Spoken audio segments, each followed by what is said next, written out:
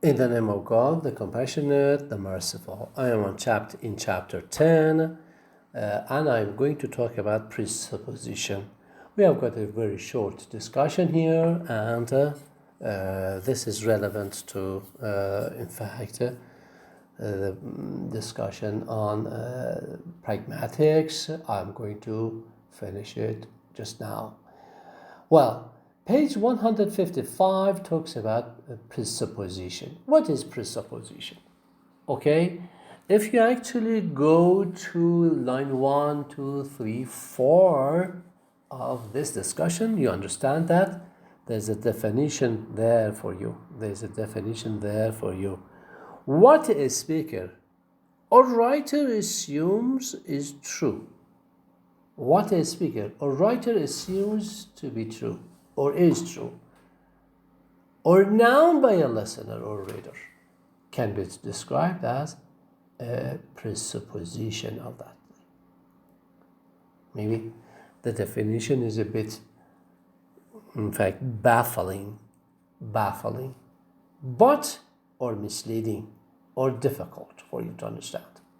When a speaker or writer assumes is true, what a speaker or a writer assumes is true or known by a listener can be described as a presupposition. Well, but the examples are excellent. If someone tells you, hey, paragraph 1, paragraph 2, hey, your brother is looking for you. Hey, your brother is looking for you. Hey, your brother is looking for you. As easy as that. There's an obvious presupposition that you have got a brother. So, if a girl student is there in your classroom, okay, or a boy student, no difference, and somebody comes to your classroom and says something like this: your brother is waiting for you. What happens? You understand that this person has got a brother. A nicer example is on line 2. If somebody tells you, when did you stop smoking?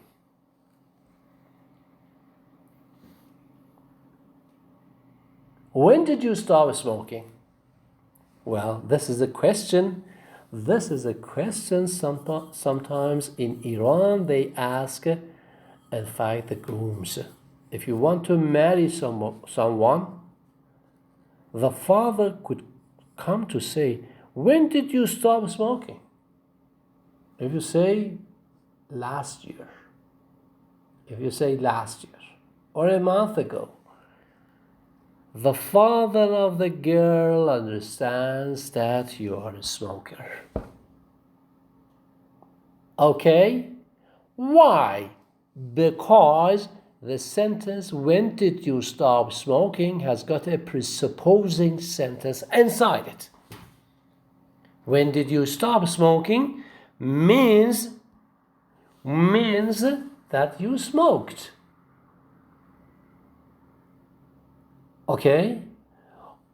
And your brother is waiting for you means or presupposes that you have got a brother. Okay? This is important. We call these types of things as presupposition. Well, suppose that you have got something like, my car is a wreck. 3 lines to the bottom. My car is a wreck. When your car is so old and dilapidated, very old and full of, in fact, accidents on it. Okay, you have got an accident here, an accident there, and you can see that in fact the door or other parts are damaged by the accident. So you say, my car is a wreck. My car is a wreck. Okay, what does it mean? It means that you have got a car. You have got a car.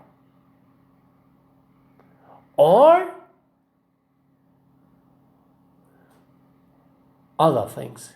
For example, when the policeman tells in Iran, especially, not in Iraq, because I don't know whether they have got the same thing in Iraq or not. Well, okay.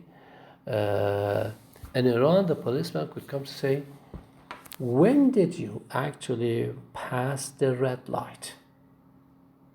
When did you pass the red light? Okay, what does it mean? It means that you passed the red light. Okay, this is important. And then again, this is another kind of presupposition. Now back here. Well, there's something called constancy.